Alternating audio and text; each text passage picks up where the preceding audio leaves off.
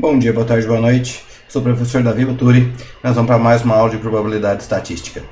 A gente encerrou na aula passada as questões de estatística descritiva e hoje a gente está entrando em probabilidade. Bora lá?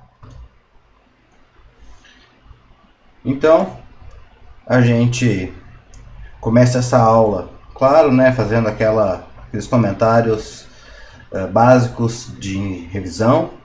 Na sequência, a gente vai, antes de entrar em probabilidade, abordar um pouquinho da teoria dos conjuntos que fornecem uma base para a gente lidar com os cálculos de probabilidade mais facilmente, né? Aí, depois que a gente passar bem básico, bem superficialmente por as questões de teoria dos conjuntos, a gente entra em probabilidade propriamente dita e vamos primeiro fazer algumas conceituações, né, como experimento aleatório, espaço amostral, os que são eventos, né, e aí a gente passa para definições da probabilidade de fato, né, a probabilidade axiomática, que vai ser o nosso interesse até o final do curso, e vamos falar de algumas propriedades simples do cálculo de probabilidades e vamos dar continuidade nessas propriedades e nos cálculos de probabilidade nas aulas daí para frente. Bom, a gente sabe que o nosso problema inicial em probabilidade estatística é sempre interligado e esse esqueminha reproduz as nossas condições de raciocínio em probabilidade estatística. Sempre existe uma população alvo a respeito da qual a gente quer conhecer alguma coisa, então, mas ela é em geral de difícil acesso como um todo, e a gente precisa retirar uma parte dessa população. Por um processo de experimentação ou amostragem, a gente retira essa parte, né, do todo, que a gente chama de amostra, né? Então, lá na amostra vivem as estatísticas, em que a gente faz aqueles cálculos de medidas descritivas, né, que a gente fez até agora, e no mundo da população é que vivem as probabilidades. Então a gente vai começar estudando agora probabilidades, né? Quais são modelos teóricos para o funcionamento da população, para que, baseado nesses modelos teóricos, a gente consiga generalizar os nossos resultados a partir da quantificação das incertezas que se dão pelo fato de a gente ter, ao invés do todo, ter só uma parte dele. Então, o nosso preliminar aqui sobre probabilidades, falar rapidamente sobre a teoria dos conjuntos, que é um ramo da lógica matemática que trata do estudo dos conjuntos. Informalmente, a gente diz que um conjunto é uma coleção qualquer de objetos relevantes de interesse, né? A gente tem a teoria dos conjuntos dividida em ingênua e axiomática.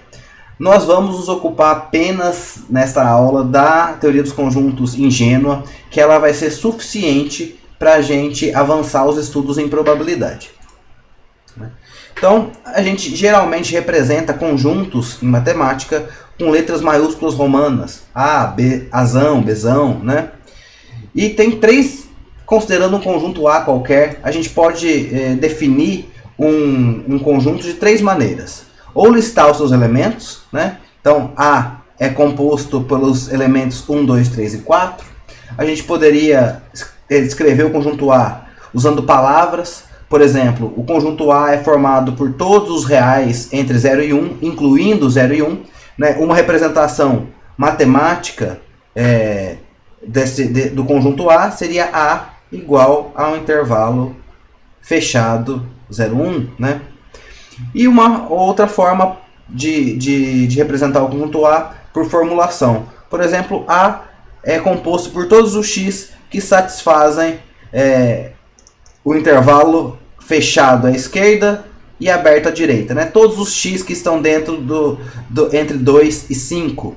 Né? Uma maneira análoga seria falar assim, né? A é igual a 2, 5, fechado à esquerda e aberto à direita. Porque o aberto à direita porque não inclui a igualdade, né? Imagino que isso daí não seja um problema atualmente para você. Cada um dos objetos que formam o conjunto A individualmente, né, são chamados de membros ou elementos de A. Eu normalmente vou falar elemento de A, tá? Mas um termo similar, um termo que equivale a elemento é membro, né? Então, se Azinho for um elemento de Azão, escrevemos que Azinho pertence a Azão. E se Azinho não for um elemento de A, então a gente escreve que A não pertence a Azão.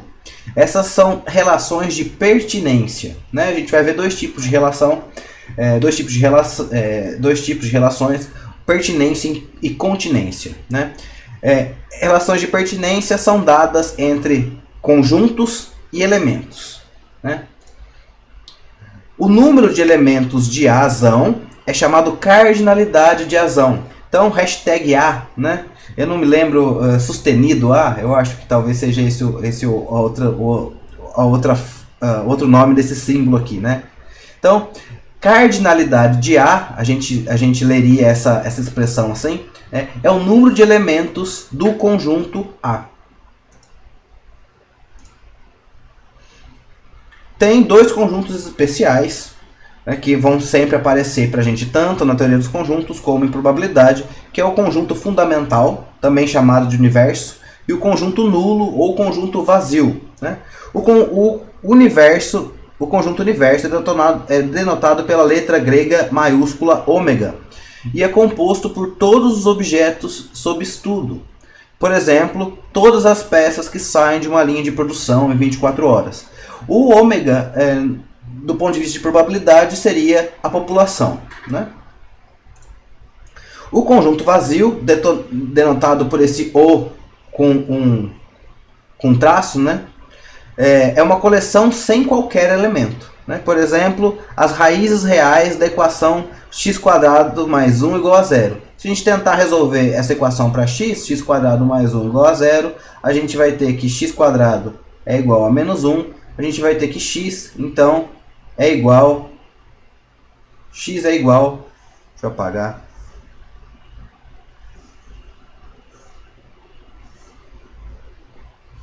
então, x é igual a mais ou menos a raiz de menos 1.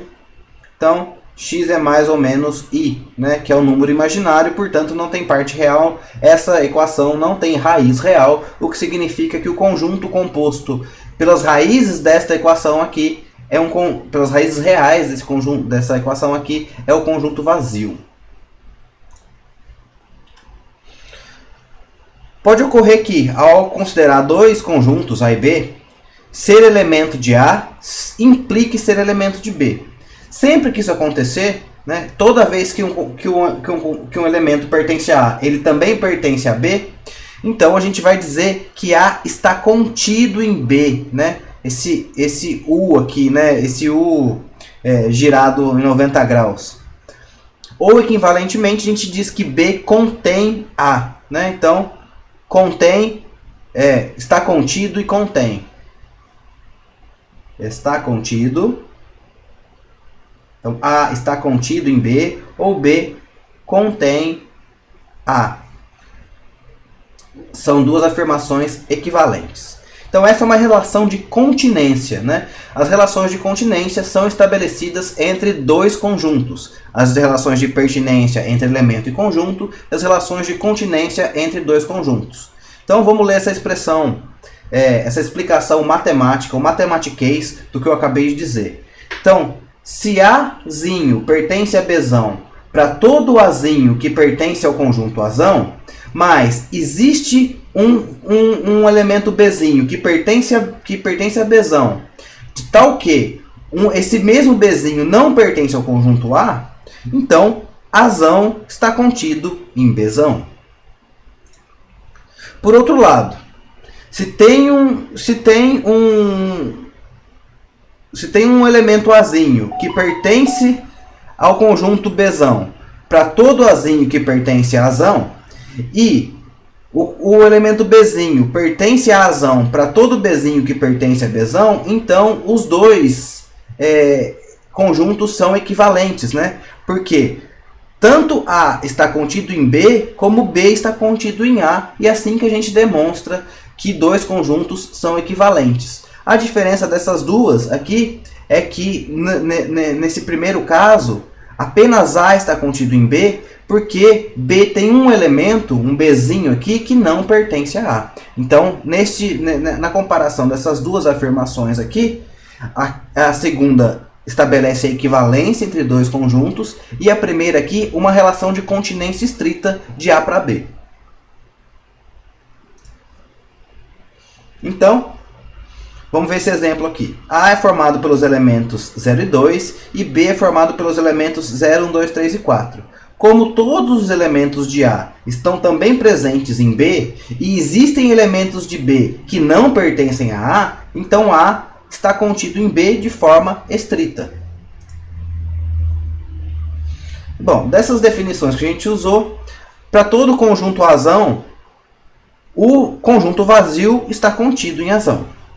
Para todo conjunto Azão que foi considerado na formação do universo, então Azão está contido no universo ômega. Então, vamos ver esse outro exemplo aqui. Considere ômega o conjunto dos números reais. Azão é formado por todos os x que satisfazem a equação x² mais 2x menos 3, igual a zero. O conjunto Bzão, que é formado por todos os x formados por essa equação aqui, né? X menos 2, produto x² mais 2x menos 3 igual a zero. E o conjunto C, formado pelos elementos menos 3, 1 e 2. Vamos obter as relações de pertinência. A primeira coisa seria resolver essa equação do conjunto A, né?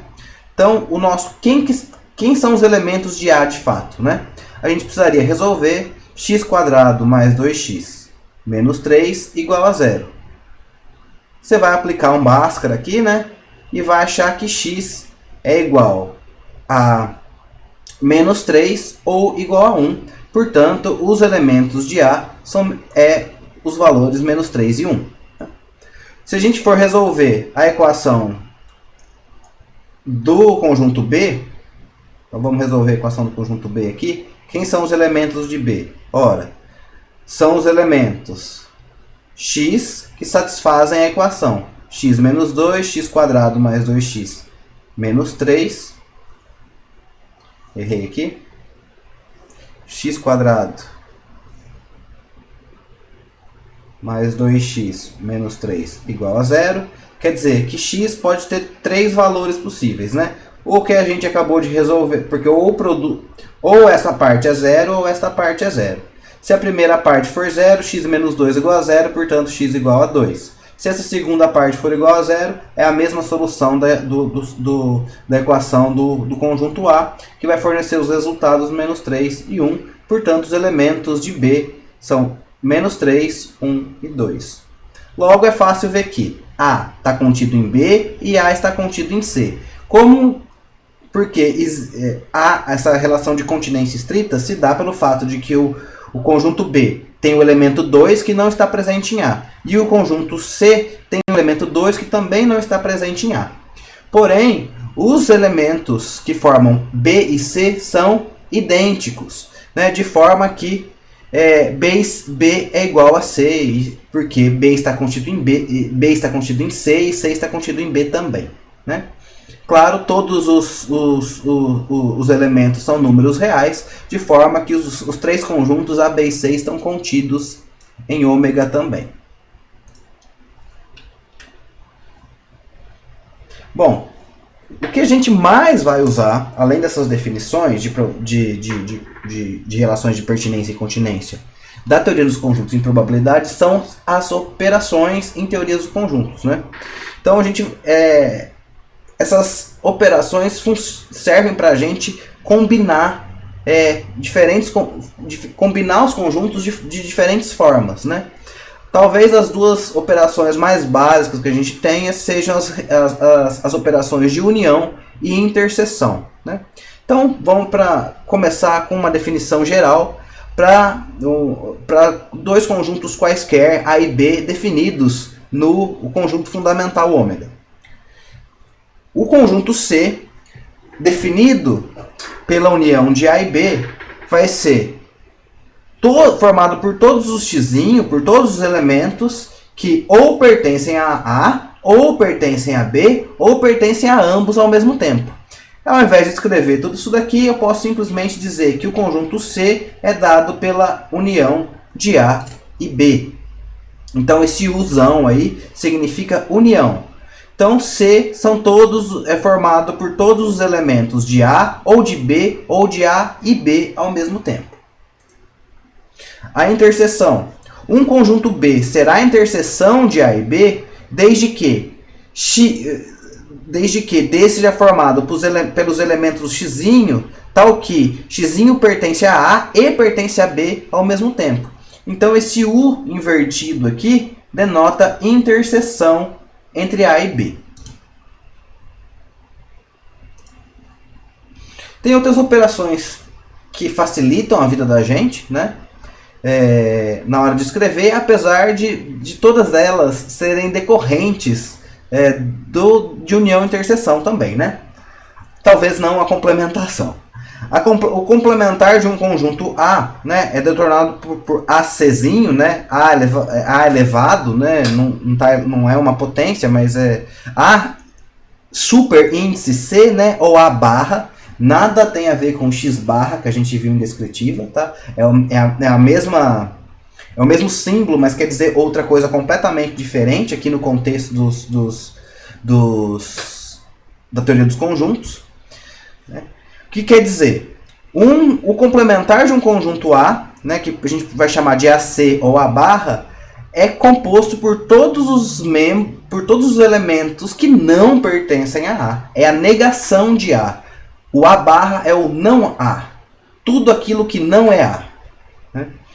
E a diferença, uma outra operação, né, a diferença entre A e B, a gente escreve a diferença como A barra B, são todos os elementos que pertencem a A, mas necessariamente não pertencem a B, né? E tem também a chamada diferença simétrica, né? Que são os que, se eu tomar a diferença simétrica entre A e B, a gente escreve diferença simétrica como esse menos dentro de um círculo, né? São todos os elementos que ou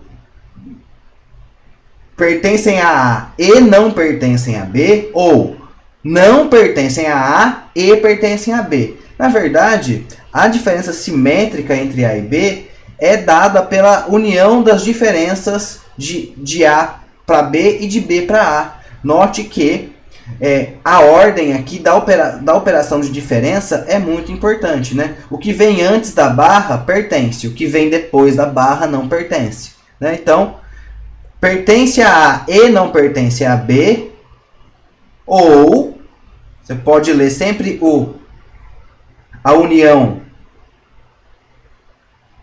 como ou, né? E a interseção como e, né? Então, pertence a A e não pertence a B, ou pertence a B e não pertence a A. Tem o conjunto potência, né? O super A, que é formado por todos os conjuntos possíveis de um determinado conjunto A. Então veja, se eu definir o S do Superman aqui e o A indicando que eu estou falando do super de A, o conjunto potência de A. Então veja só, se A é formado pelos elementos 1, 2 e 3, o conjunto potência de A ele vai ser um conjunto de conjuntos.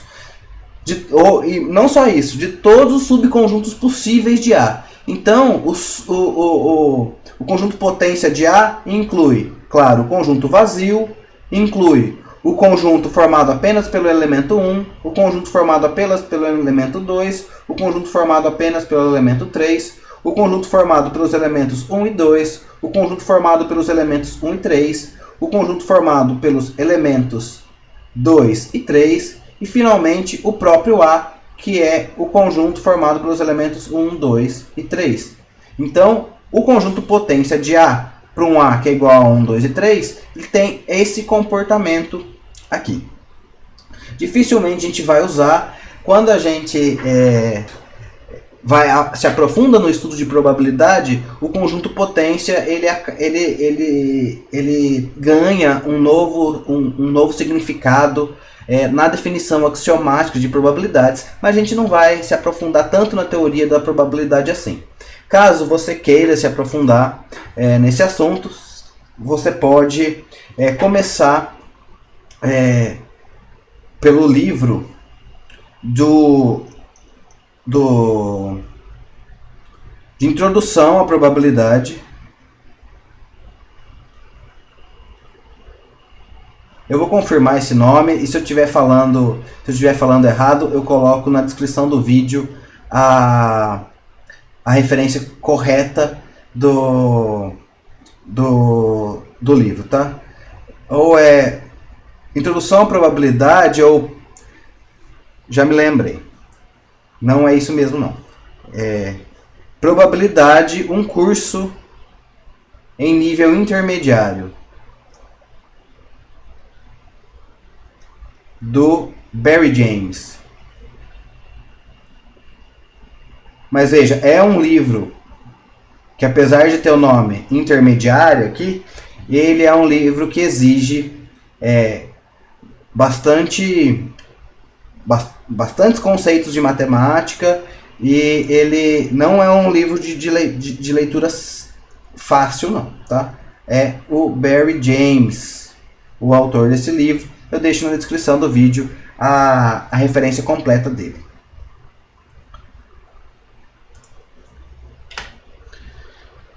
Essas operações todas que a gente falou podem ser melhor visualizadas usando os diagramas de Venn. Talvez você já tenha ouvido falar a respeito desses diagramas. Eu já tenho usado até mesmo já tenho usado esses diagramas. Eles são convenientes, claro, quando a gente vai fazer operações com 2, no máximo 3 conjuntos. Passou disso, as coisas começam a ficar um pouco mais complicadas e os diagramas, a gente vai precisar muito mais de abstração do que de fato conseguir usar os diagramas de Venn. Mas essas operações que eu falei até agora, todas a gente vai visualizar cada uma delas. Bom, geralmente a gente representa o universo, né, nos diagramas de Venn como um retângulo, né? Então, o retângulo aqui é o meu conjunto universo. Um conjunto A no universo ômega, né? Então A contido em ômega é dado por esse círculo aqui que tá pintadinho de azul. Então, os elementos Azinho1, Azinho2 pertencem a A. Azinho1 pertence a A, Azinho2 pertence a A, porém A3 não pertence a A. Está fora do conjunto. Se a gente incluir um outro conjunto B aqui, né? Um conjunto B que está contido em A, veja só, ele é um subconjunto de A, né? Então B está contido em A e ambos estão, claro, contidos em ômega.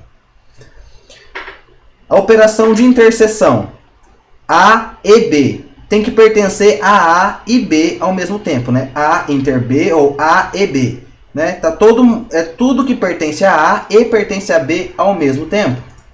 A união de A e B ou pertence a A, ou pertence a B, ou pertence a A e B ao mesmo tempo. Então, todo mundo que está dentro da união de A e B. A operação A barra, né, o complementar de A. Tudo aquilo que não é A.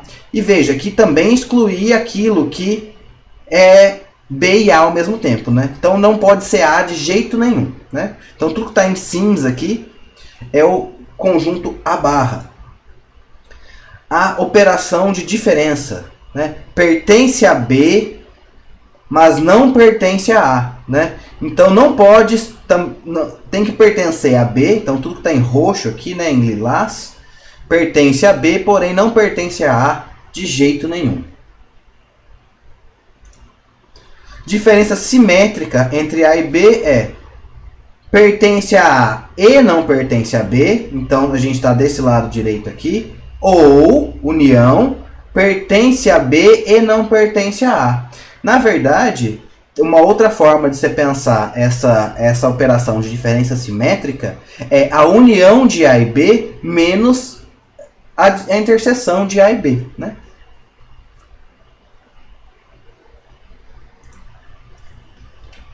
Então, entrando em probabilidade propriamente dita, né, eu vou procurar justificar aqui como é que funciona o pensamento da probabilidade e por que ela é útil na ciência, né?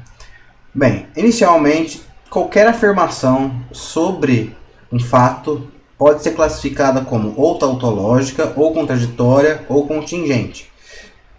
Uma afirmação tautológica, ela é sempre verdadeira. Uma afirmação contraditória, ela é sempre falsa. Enquanto afirmações contingentes são ora verdadeiras, ora falsas, né?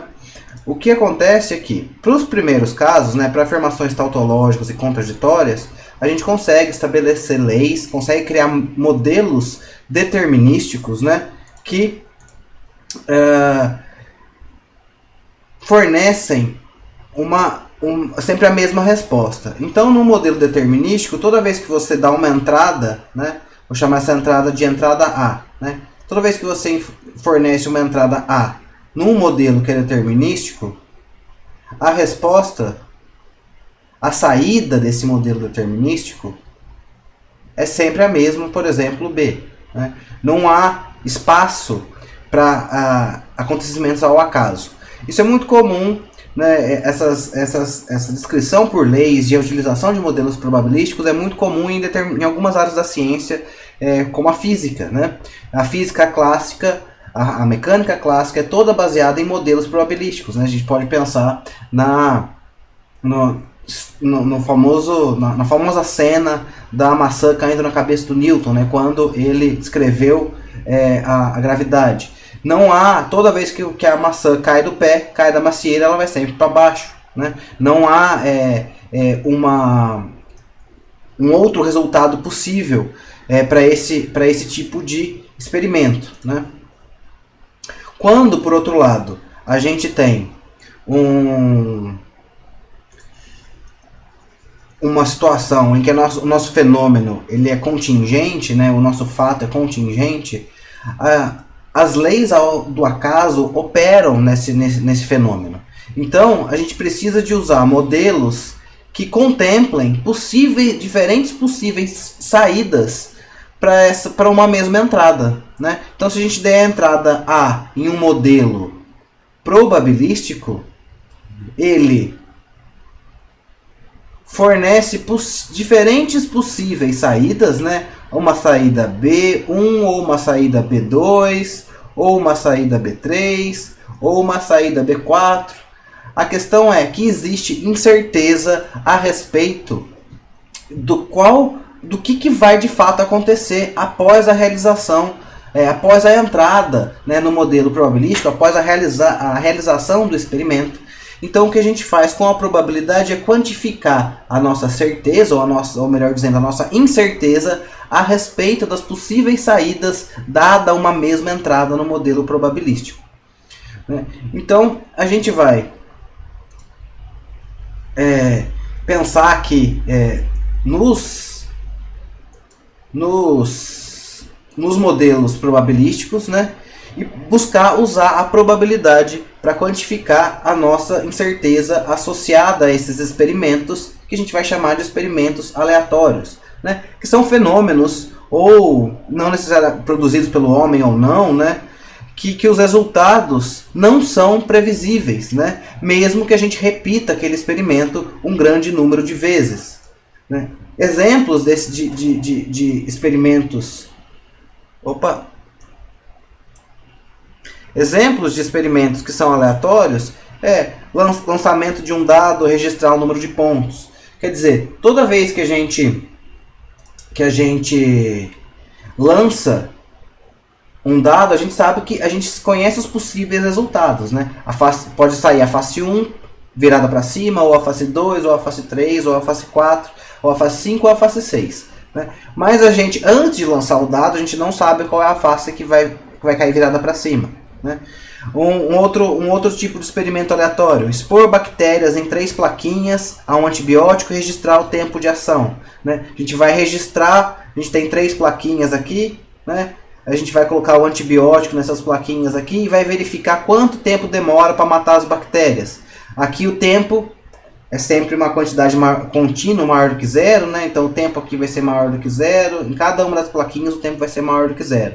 Por mais que eu tenha colocado o mesmo tipo de bactéria e a mesma dose do antibiótico, é possível que, devido à ação do acaso, esses tempos aqui na plaquinha 1, na plaquinha 2, na plaquinha 3, a gente sabe que eles serão maiores do que zero, mas eles não vão ser exatamente iguais, né?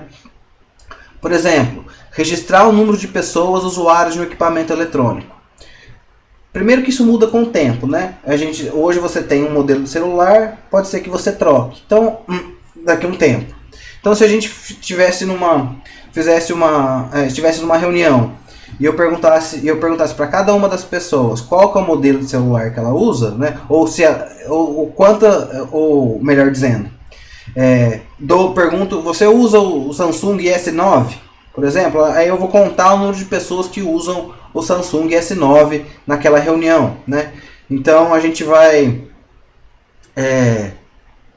contar aí o número de pessoas que usam um determinado equipamento eletrônico.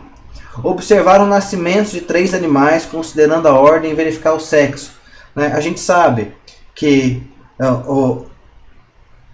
serão 3 animais, então o mais velho, né? O que nasceu primeiro, o que nasceu em segundo, o que nasceu em terceiro. Pode nascer macho, macho, macho, pode nascer macho, fêmea, macho, pode nascer várias combinações aí, né? Então a gente, antes do nascimento, ou antes a gente verificar via ultrassom e tudo mais, a gente não sabe qual que é o sexo. Uma característica indispensável na definição de um experimento aleatório é escrever ou definir o seu espaço amostral, né? Em geral, parecido com o que a gente fazia lá na teoria dos conjuntos, o espaço amostral vai ser denominado por ômega, né, essa letra grega, que vai ser um conjunto de todos os resultados possíveis do experimento aleatório que eu estiver trabalhando. No primeiro caso, que era o lançamento de um dado, então a gente sabe que os resultados possíveis são os valores 1, 2, 3, 4, 5 e 6. O experimento 2, que é a gente observar o tempo até a ação de efeito do antibiótico nas plaquinhas. Então R positivo 3. Por quê? Porque na primeira plaquinha a gente sabe que o tempo vai ser maior do que zero, né? Então isso daqui equivale, né, ao conjunto dos reais positivos. Na plaquinha 2, o tempo vai ser maior do que zero. Então isso daqui vai ser os reais positivos também. Na terceira plaquinha também vai ser maior do que zero os reais positivos. Como a gente vai ter os resultados de 3 plaquinhas, isso daqui vai ser o produto cartesiano de 3 dimensões, né, em 3 dimensões dos reais positivos. Por isso que isso daqui eu chamei de R mais 3, né? No terceiro experimento, que a gente estava contando o número de usuários de um determinado equipamento, por exemplo, do Samsung S9. Eu disse aqui que esses resultados pertencem aos números naturais, porque nessa sala de reunião imaginária, nossa, podem ter, eu não sei quantas pessoas vão ter, mas 0 pessoas podem usar o S9, 1, 2, 3, 4, sei lá quantas pessoas podem usar, vão poder usar esse equipamento eletrônico, mas certamente não vai ter 1,5 pessoa usando, não vai ter 1,25 pessoas, não vai ter um número negativo de pessoas, né? E por fim, no nosso último experimento, em que a gente observar a ordem de nascimento, o sexo e a ordem de nascimento dos animais, todos os resultados possíveis o primeiro nasceu macho, o segundo macho, o terceiro macho. O primeiro nasceu macho, o segundo macho, a terceira fêmea. E assim sucessivamente. Esses são os resultados, todos os resultados possíveis deste experimento aleatório que constitui o espaço amostral nesse problema. Bem, além dos conceitos de espaço amostral e experimento aleatório, tem outros 3 conceitos que são importantes na introdução à probabilidade, que são os eventos, né? Os eventos, na verdade, são subconjuntos do espaço amostral subconjuntos de interesse do espaço amostral, para os quais a gente deseja calcular a probabilidade. Né? Então, os primeiros eventos que a gente tem que pensar é o evento elementar, que é o evento indivisível do espaço amostral, é um elemento indivisível do espaço amostral. O evento certo, que é um outro nome para o próprio espaço amostral, e o evento impossível, que lá na teoria dos conjuntos era o conjunto vazio, que no contexto de probabilidade significaria a não realização do experimento. Né? Então, no experimento 4, por exemplo, a gente poderia se perguntar a respeito da probabilidade de nascerem exatamente duas fêmeas, né? E chamar de A esse evento. Né? Então, azão é o evento nascerem exatamente duas fêmeas, que é composto por esses três eventos elementares aqui. Né? Em todos os casos, veja, tem duas fêmeas, né? Então essa definição de nascerem exatamente duas fêmeas é atendida por três eventos elementares. Então, o nosso evento de interesse aqui é composto por esses eventos. E aí sim a gente pode começar a aplicar as ideias de probabilidade para calcular de fato as probabilidades desse evento. A gente vai ver três definições de probabilidade antes de entrar na definição moderna, na definição axiomática de probabilidade, que é o que a gente vai usar para fazer os nossos cálculos. Inicialmente, a gente pode pensar na definição clássica de probabilidade ou probabilidade a priori, né? Que define que a probabilidade de um evento E de interesse é dada pelo número de eventos elementares no evento E, dividido pelo número total de eventos elementares do espaço amostral. Eu poderia também dizer que isso aqui é cardinalidade de E dividido pela cardinalidade de ômega. Esse é o conceito de probabilidade mais usado nas aulas de ensino médio. Né? Então, uma outra forma de se pensar a probabilidade, um pouco mais posterior à definição clássica de probabilidade, é a probabilidade frequentista ou probabilidade a posteriori. Nessa definição de probabilidade, se supõe a realização do experimento aleatório várias e várias vezes, e então a gente conta o número de vezes em que o evento E de interesse aconteceu e divide pelo número total de vezes que o experimento aleatório foi repetido. Né? Então, enquanto na probabilidade a priori as probabilidades não dependem da realização do evento, na probabilidade a posteriori a gente precisa realizar o evento para computar os resultados e aproximar o valor da probabilidade do evento de interesse. Quando a gente pensa na probabilidade a posteriori, ela está profundamente associada com as frequências relativas que a gente viu nas tabelas de frequência e nas tabelas de distribuição de frequências. E por fim, o conceito de probabilidade bayesiana, que eu não vou passar a expressão matemática de como esse cálculo é feito, porque o nosso curso aqui, eu vou basear todo ele na estatística clássica ou na estatística frequentista, porém existe essa outra linha da estatística, né, de estatística bayesiana, que usa o conceito de probabilidade bayesiana, que se dá pela combinação da probabilidade a priori com a probabilidade a posteriori. Ela combina as duas coisas. E finalmente a gente vai agora entrar de fato no cálculo de probabilidades usando na probabilidade axiomática, que fornece a base teórica para proceder os cálculos de probabilidade. Os chamados axiomas de Kolmogorov foram definidos pelo Kolmogorov, né, que são as leis que regem a probabilidade. A gente vai estudar três dos axiomas, vou mostrar três axiomas. Existe um quarto axioma, mas ele não vai ser imediatamente útil para a gente, então ele é uma generalização do terceiro axioma e eu vou deixar isso como uma leitura complementar lá no portal didático. Então, o primeiro axioma de Kolmogorov fala que se A é um evento definido no espaço amostral, então a probabilidade dele está necessariamente entre 0 e 1. Não existe probabilidade negativa, não existe probabilidade maior do que 1. Se você procedeu com algum cálculo de probabilidade e encontrou resultados fora do intervalo 0 a 1, você certamente fez alguma bobagem.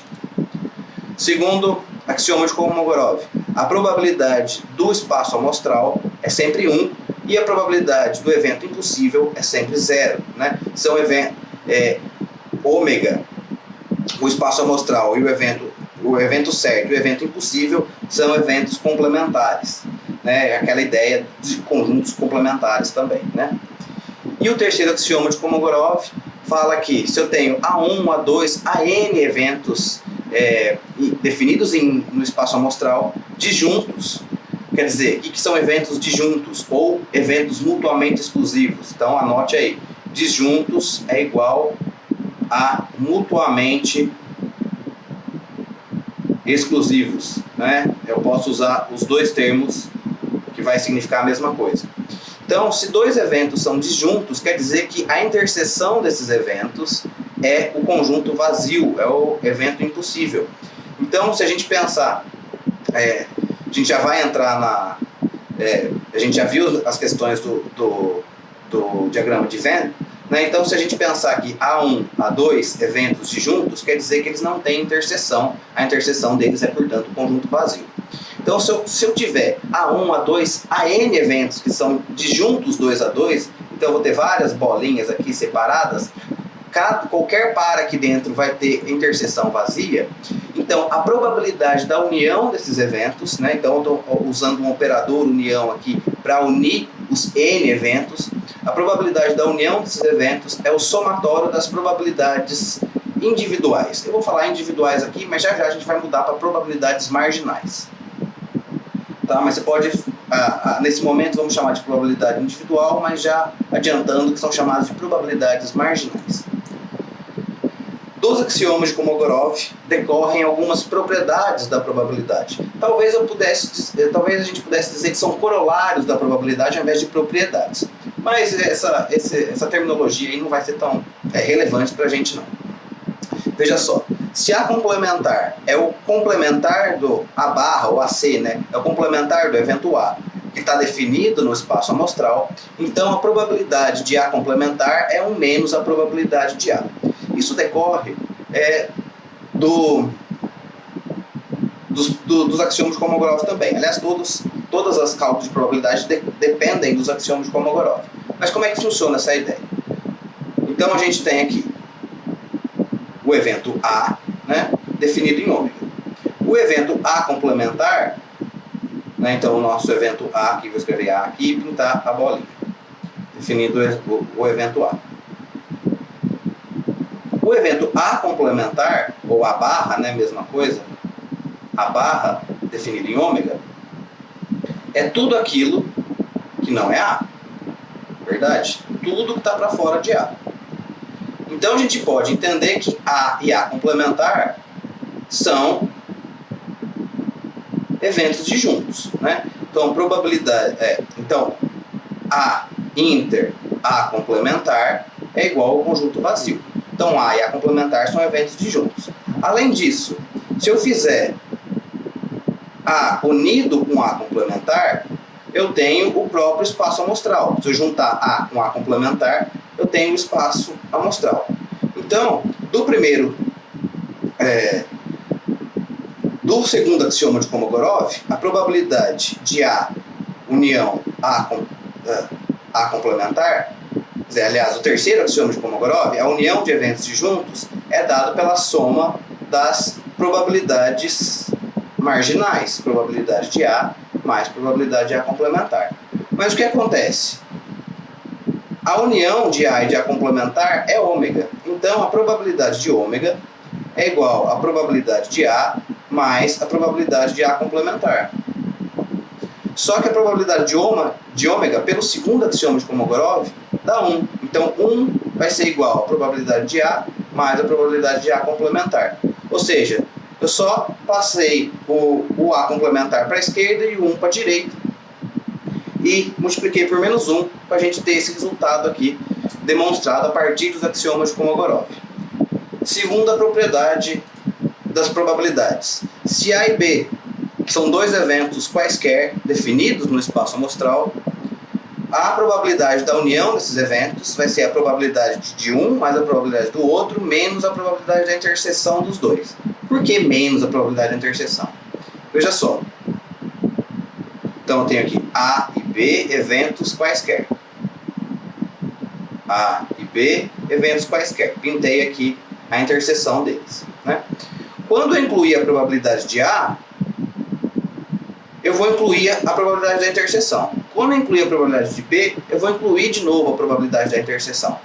Aí o que acontece? Para não contar duas vezes a probabilidade da interseção, eu tirei uma aqui. Falei isso daí de forma intuitiva, dá para a gente fazer essa demonstração da veracidade dessa equação aqui, também baseada nos axiomas de Kolmogorov. E por fim, a última propriedade da probabilidade é que se A e B são dois eventos independentes definidos no espaço amostral, o que são eventos independentes? Quando a ocorrência de um não influencia na ocorrência do outro. Um exemplo que eu gosto muito de usar para dar ideia de eventos independentes pensa em cor de cabelo e sexo. Se eu te dou uma informação de que uma pessoa tem cabelo escuro, nenhuma informação é trazida a respeito do sexo dela. Se por outro lado eu falo o sexo dessa pessoa, nenhuma informação eu não te dou nenhuma informação a respeito da cor de cabelo dela, né? Então, é claro que existem pessoas do sexo masculino de cabelo escuro. Então, os eventos independentes dificilmente serão eventos mutuamente exclusivos, né? É importante diferenciar independente, que a probabilidade de um não influencia na probabilidade do outro, com eventos disjuntos, que são eventos que não podem acontecer ao mesmo tempo, né?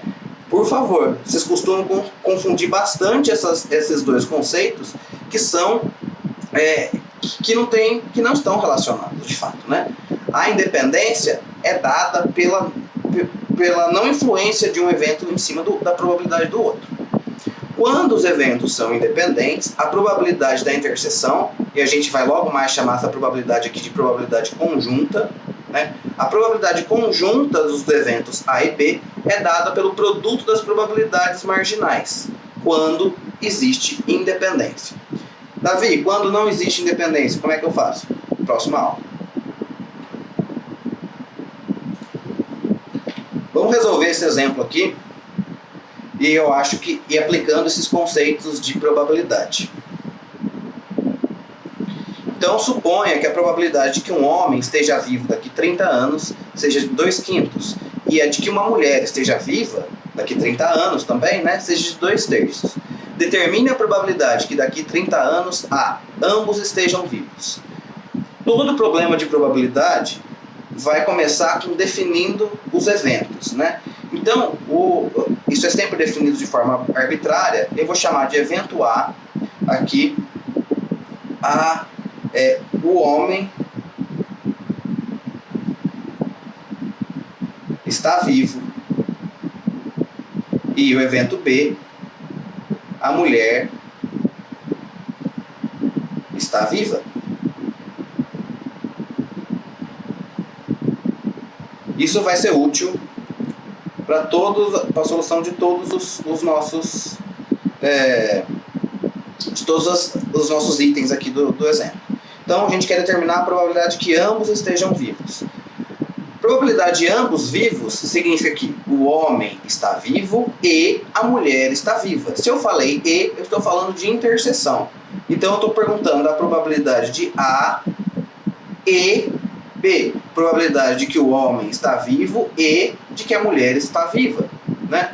Só que é razoável a gente pensar que o fato do homem estar vivo não influencia na mulher estar viva ou morta e vice-versa, né? Que os eventos são independentes. Então, de forma que a probabilidade de A e B vai ser o produto das probabilidades marginais de A e B. E a gente já tem essa informação, né? A probabilidade de que o homem esteja vivo é 2/5, Então, 2/5. E a probabilidade que a mulher esteja viva é 2/3 vezes 2/3. Então ficou aqui 4/15. Então essa é a resposta. Essa é a probabilidade que ambos estejam vivos. Uma coisa que esse exercício aqui você pode muitas vezes resolver de cabeça, resolver de forma intuitiva, e provavelmente foi assim que você aprendeu no ensino médio. Nesse primeiro contato com a probabilidade, essas ideias vão funcionar. Já na próxima aula, essa ideia intuitiva do cálculo de probabilidades não funciona mais. Então é importante que você defina os eventos de interesse, e é importante que você escreva, de acordo com a teoria de conjuntos, escrever de acordo com a teoria de conjuntos o que você quer de fato, né? Então depende muito da leitura e interpretação. Vamos resolver o B. Probabilidade que somente o homem esteja vivo. Se somente o homem está vivo, quer dizer que a mulher está morta, né? Então eu quero saber qual que é a probabilidade de A, o homem seja vivo, e a mulher morta. Bom, morto é o complementar de vivo, né? Então vou colocar assim, B barra. Probabilidade de A, inter, B barra. Como A e B são independentes, os seus complementares também são independentes. Então, probabilidade de A vezes probabilidade de B barra. Né? Mas isso daqui, o que é? É a probabilidade de A, que a gente já sabe que é a probabilidade do homem estar vivo, 2/5, vezes probabilidade complementar, 1 menos a probabilidade do evento principal, 1 menos a probabilidade de B. Então ficou 2/5 vezes 1/3. Então ficou 2/15. Só, beleza? Agora, as letras C, D e E, eu vou pedir para você tentar resolver. Agora que você já tem uma ideia do que está acontecendo aqui nos cálculos de probabilidade, vou pedir para que você tente fazer os itens C, D e E, que eu resolvo com vocês depois, lá no nosso encontro 5. Pessoal, legal, espero que você tenha curtido o conteúdo, espero que você tenha aprendido um pouquinho de probabilidade, e na próxima aula a gente vai expandir os nossos cálculos, beleza? Até mais!